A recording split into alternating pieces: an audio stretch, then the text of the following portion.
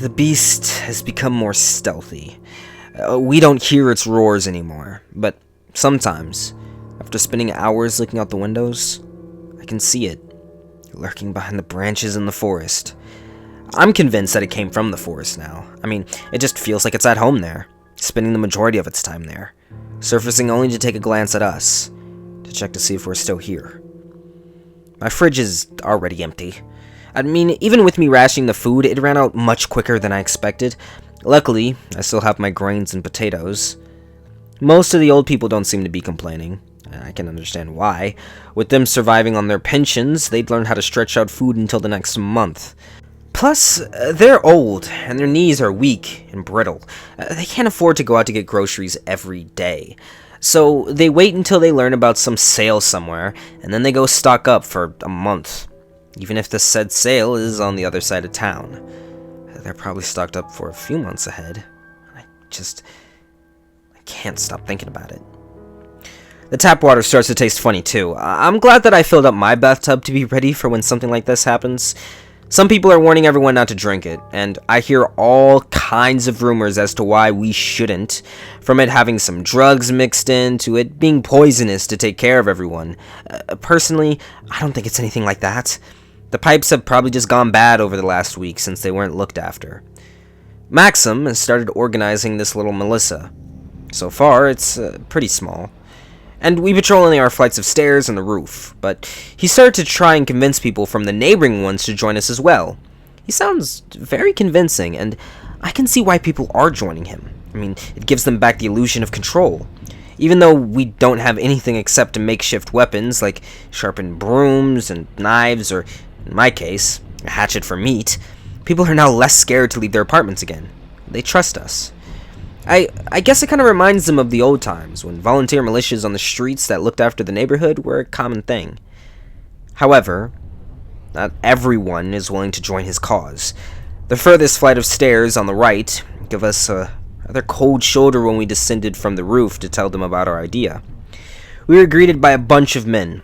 Some of them were obviously drunkards, with their faces red and swollen from the constant drinking, while the others had prison tattoos on them. All of them reeked of alcohol, and the sounds of blatnyak, a Russian music genre that consists mostly of obscene ballads about criminal life, played in the background. Somewhere far in the distance, I heard metal clanking. I didn't pay any attention to it then. Their leader, a man with gold teeth and a naked torso exposing a tattoo of his Orthodox church, spat on the ground when he heard us out. "Trying to play coppers here," he said with a fake grin, making sure to show us every tooth. "Look at that one, guys." He pointed at me. "So young, and already trash." The crowd behind him half-heartedly laughed. I felt a chill run down my spine. The looks in their eyes were dangerous. It felt like I was staring into the eyes of that beast again. "It's for the greater good," Maxim said, staring at the man. "We're all in danger. We need to stick together." "We can look after ourselves," the man replied, pulling a gun out from behind his belt, just for a moment. "And we don't need anyone snooping around here either. Now scram back to your corner, you bunch of sissies." I felt Maxim's hand on my shoulder. He was tugging at me, letting me know that it was time to go. I felt sick that this man could talk like that and get away with it, but there was nothing that I could do. "Bring some girls next time!" One of the men shouted as we were leaving, and the crowd laughed. "Well," Maxim said on our way back, "it seems like we have a heyday here." When he met my confused gaze, he explained. "It's the place where the criminals gather after they serve their sentence to celebrate. Seems like a bunch of them got caught in here with us, and they don't seem like it affected them. They seem to be partying all day long, which means soon they'll be out of food. I don't envy their neighbors." Maxim is a nice guy. I'm still not sure if he's the mysterious welder who locked us all in here to begin with, but the only clue that I have was the brand of cigarettes that he gave me, and it's a stretch to think that he'd be the only one in this entire building who smokes them. While they're not exactly common, I've seen people smoke them plenty of times. I tried talking to him about what he thinks about who the identity of the welder is. Who could it be, and, why would he do it? And while he was thinking, I was looking at his face to spot something. If he were to get nervous, then it would be a dead giveaway. But his face remained straight the entire time. And he even got some joy out of speculating who could it be and what their motives were. Either he was a very good liar, or it just wasn't him. After that, Maxim had me check the basement to see whether we could escape through the sewers, or if something could find its way in through them. Truth be told, I was so scared to go down there. The concrete walls were covered in moss and cobwebs stretching from wall to wall. It wasn't exactly reassuring to look at, but what really scared me were the tiny windows along the wall. They were too small to crawl through. I'd barely be able to fit my head in if I tried, but I was still afraid that something could find its way in. The basement ran under all of the building, which all flights had a door leading down there, so it was hard to find the hatchet that led down to the sewers. When I finally found it in the far corner of the basement, I experienced a mix of emotions. It was welded shut, which meant that nothing could get in, but it also meant that nothing could get out. Over the last few days, we started hearing gunshots off in the distance. It sounded like a machine gun, and I doubt anyone in our town has one. Although, maybe the police have a few AK-74s. Sometimes it almost sounds like there's a war going on in the distance. It fills me with hope that we're going to be rescued soon, but I can't help but wonder, what are they shooting at for so long? 'Cause I doubted that the beast outside could soak in that much ammunition. Aside from that, not much else happened during this time. One day followed another, and I spent the majority of my time with Natasha. We could both use some distraction from the world around us. I was at her apartment yesterday, playing Monopoly with her, when we heard confused shouts coming from outside. Looking out the window that was overlooking our town, I felt my heart skip a beat. Someone was running away from the house. I squinted my eyes, and my heart sank even more. I recognized who it was. It was the old man who had been looking for insulin. I opened the window and looked down, already knowing what I was looking for. And sure enough, it was there. A rope made out of bed sheets, hanging from one of the windows on the second floor. In desperation, the man must have decided to make a break for it and rush towards the drugstore to get insulin that he needed to survive. It was either that, or a slow and painful death.